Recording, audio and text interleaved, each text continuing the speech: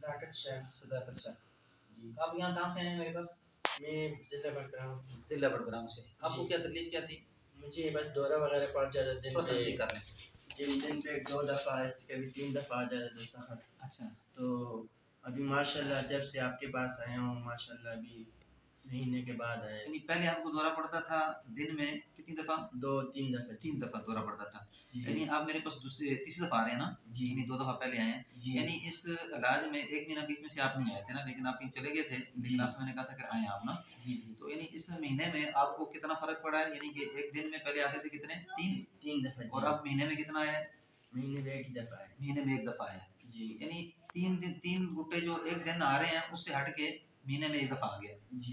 यानी इनका जो मसला है वो जिन्नाती मसला है ना। इससे पहले आपने इलाज कितना करवाया? कहाँ से करवाया? काफ़ी इलाज करवाए, जिला बड़ग्राम में भी करवाया है और पिंडी में भी करवाया है, डॉक्टर से भी करवाया उसमें है। आपके घुटनों का फर्क पड़ा था उससे नहीं, पहले? बस वो गोली खाता था एंटीवाल, उससे भी बस फिर भी दौरे पड़ते थे। घुटा उसी तरह दिन में कितनी दफा पड़ते रहते हैं? 2 दफ़ा कभी 3 दफ़ा। यानी इसी तरह घुटे आते रहे हैं ना। जी।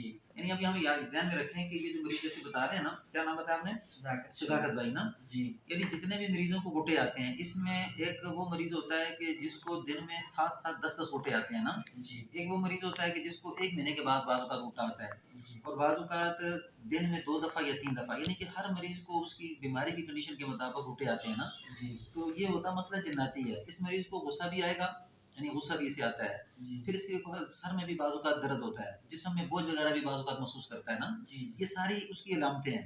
तो इस ऐसे मरीज़ को रूहानी तौर पे इलाज करना बहुत ज़रूरी है, क्योंकि जिन्नाती मसाइल में इस तरह का मसाइल होते हैं, लेकिन डॉक्टरी गोलियाँ खाने से या इसी तरह बहुत ज़्यादा डॉक्टरी इलाज कराने से मुझे ठीक नहीं होता।